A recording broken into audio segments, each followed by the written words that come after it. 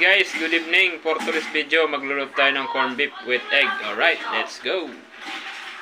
Tamang hiwa ng sibuyas at bukas ng lata ng corned beef. Diretso bukas ng gas at ang apoy.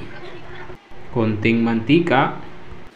Ilagay na natin ang sibuyas at tamang halo lamang dyan gamit ang sandok.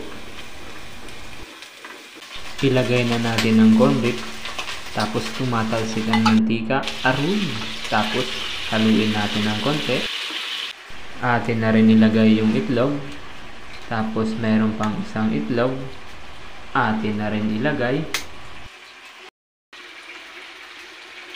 Naglagay na rin ako ng paminta at asin. Haluin lang. Ayan na mga guys, luto na ang ating corned beef with egg. Alright.